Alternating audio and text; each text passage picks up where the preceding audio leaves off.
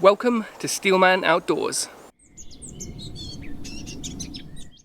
In today's episode, we're going to be taking a look at my newest purchase, the Victorinox Farmer. So stick around to see what I intend to use it for.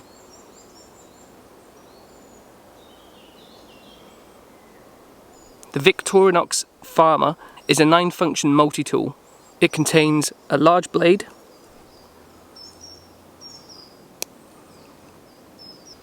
a Reamer, which can also be doubled as a ferro rod striker, a can opener with a small flathead screwdriver, which also works as a Phillips screwdriver, a flathead screwdriver, which can be locked at 90 degrees and fully opened, also contains a bottle opener, and just here is a wire stripper. It comes in at a length of 93 millimeters and has an included keychain holder, which I just attached a bit of box knot paracord. Makes it easier getting it out of the pocket. And then the final tool is an awesome saw, which is very sharp. The cutting edge of the main blade is 63 millimeters and has a thicker blade than the Hiker by Victorinox. Makes it a bit more robust for in the woods. It weighs in at 86 grams and cost me £23.51 from Amazon, and that was on Prime. It literally came, I ordered it in the afternoon and it came the very next morning. So now you know what the knife is. Why did I buy it? Well, the truth is, it's just for today's like these, where I wanted to come out into the woods and carry minimal gear. All I've brought with me today is the Victorinox Farmer, a ferro rod, and my camera equipment. And I thought I would show you how easy it is to make fire with just them two things, excluding the camera gear. So I'm going to show you 3 different ways, hopefully, that I can use this Victorinox Farmer to create a fire in the woods. The first way is with birch bark, and it was actually on my previous video, which you may have caught. If you haven't, links up here. Feel free to go check that out. And what we're going to do is utilize some birch bark. Dear. Oh wow. I hope that got caught on camera. Some monk jack deers just ran past in the background. Awesome. I thought it was people. Thought I'd been found out filming myself in the woods. Okay, so on my way in here, I collected some birch bark. I'll drop a sequence in now of me collecting that and harvesting that from a fallen tree. So the first method we're going to try is birch bark. I've actually used this tree before, I'll just show you. Back in January I took a strip off here. I'm just going to take another bit off this tree here. It's a downed birch tree, it's been here for some time. Might as well make use of it. And to do this, we're just going to take the main blade of the Victorinox Farmer and cut out a section.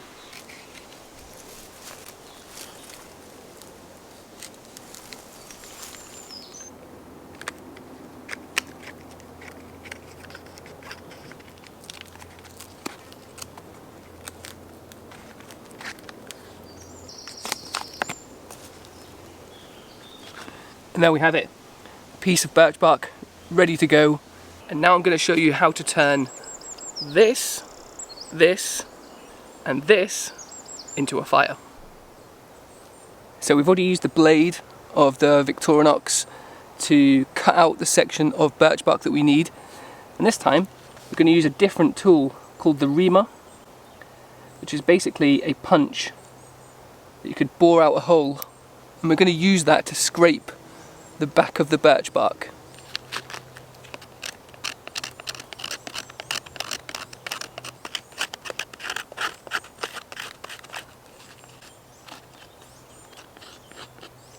It's actually pretty sharp. It's done a good job there of scratching up some birch bark. And then simply all we need to do is take our ferro rod, and we can use exactly the same tool. This should throw some sparks. So we just need to place our ferro rod down before our shavings, and use our Victorinox to throw some sparks at that.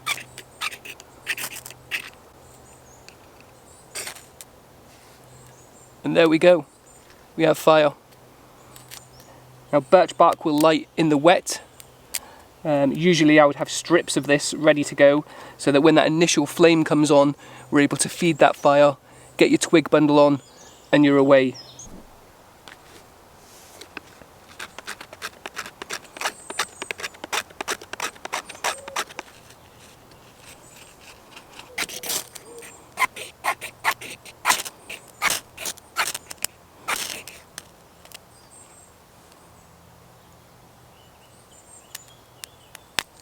There we go, easy as that.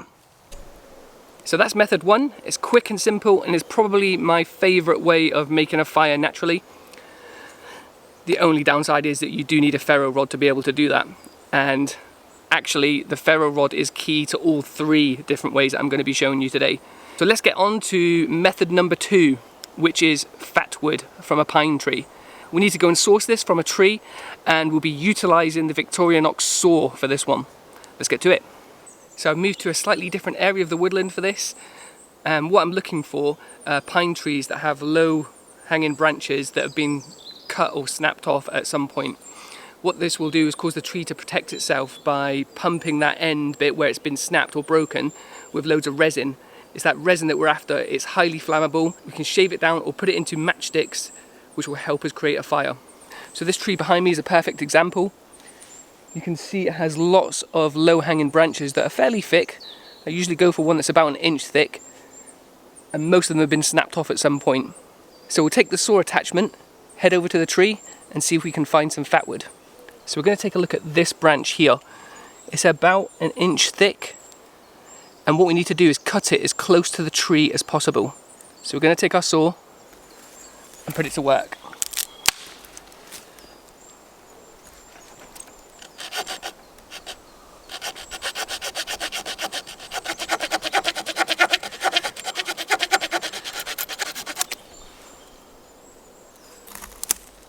And we can see just in the end, it's a slightly different colour here.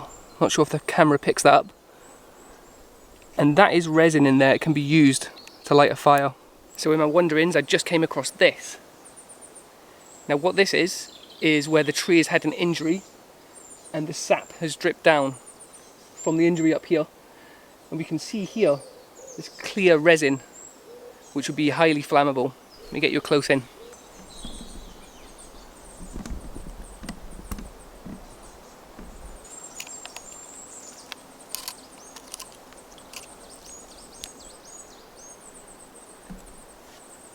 Pretty sticky stuff though. I think it can be used as a glue as well for arrowheads, things like that. I'm not going to use it today though. It would get all over my new knife. Don't want that to happen. So that's how I generally go about finding fat wood. Cut it close to the tree on a stump of a pine tree that's been downed at some point, and usually you'll come across some. Now some trees have better fat wood content than others. It's just a bit of hit and miss. So in the interest of time today, I actually bought some Maya fat wood that arrived in the post this morning. I've never used this stuff before, but we'll give it a bash and see how that takes. So this is Maya fat wood. And you can see the resinous content in it. These dark veins. That's what you're looking for in fat wood. The darker, sort of reddy brown that can be, the more fat wood it will contain. So what we're going to do is, again, we're going to use our Reamer and just shave that down a bit.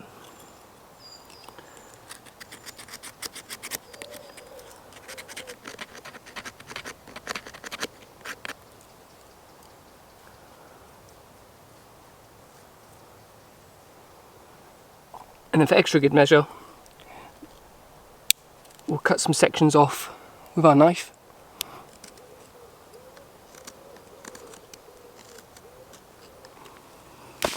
Again, taking our Reamer attachment, we're just going to throw some sparks at it like we did with the birch bark.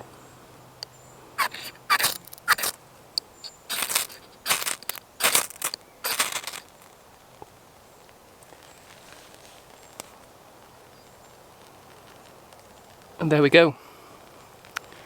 fire by method number 2 using fat wood.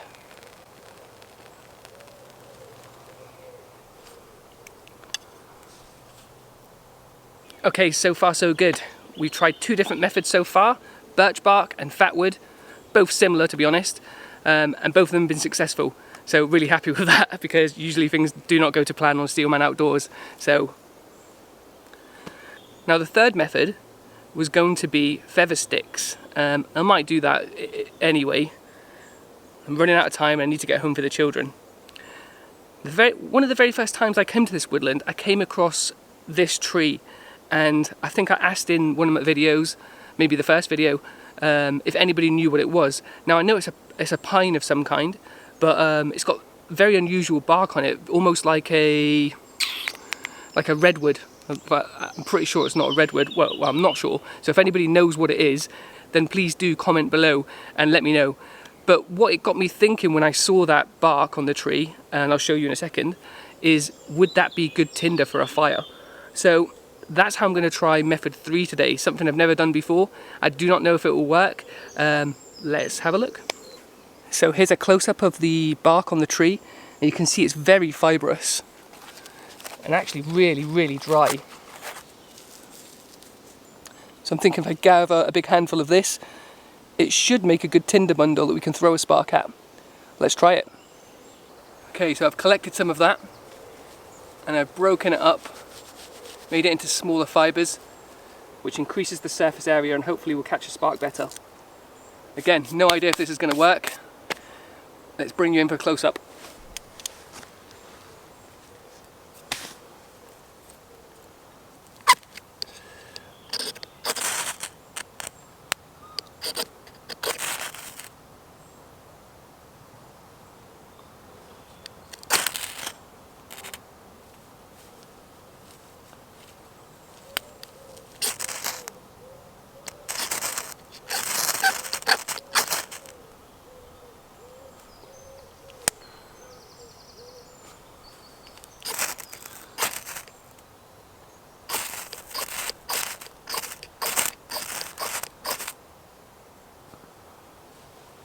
So we can see that doesn't quite work. Although it does light, and we do get a temporary flame, it didn't seem to be enough to light it all. I'm confident with enough practice, enough dedication, that probably would go up. But I'd absolutely take the fat wood or the birch bark over that method any time, much easier.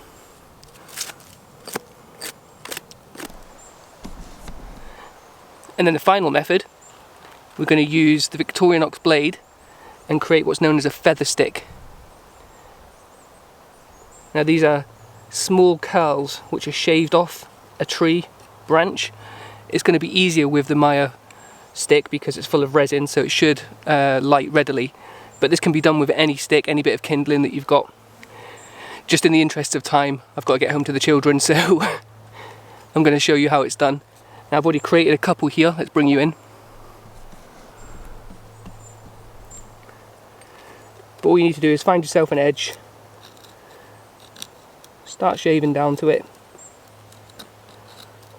to create these little curls.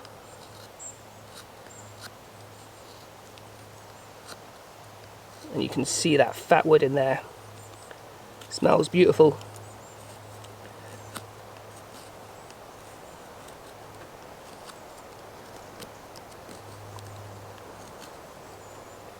Now that should easily take a spark. Let's test the theory. This time, I'm going to use the back of the saw as the striker. See how that works.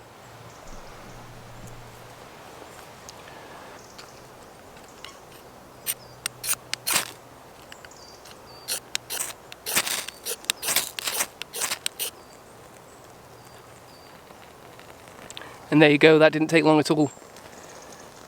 Now that will burn quite rapidly for quite some time. So I'm going to put that out.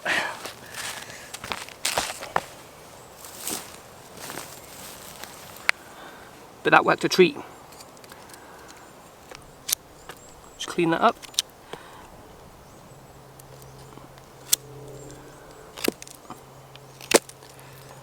And that can come home with me. So there we have it, guys. The first look at the Victorinox Farmer. I hope you enjoyed the video. And 3 different ways that you could, well, 3.5 ways that you could potentially make fire with it. And the main reason I got this again was, of course, I could bring out my TBS bore, my Baco Laplander saw, I could bring out my Max Fuchs bow saw, but all of them are big cumbersome objects which I can't carry around freely. I can stick this in my pocket, nobody knows it's there. I've got an efficient multi-tool to do some bushcrafting while I'm out in the woods, and I just think that's an absolute perfect little object to carry around with you. And the fact that it's less than £24 delivered in one day, you can't go wrong, can you? This video is not affiliated in any way, shape or form. I make no money off of it. As always, any links below are just there for your convenience.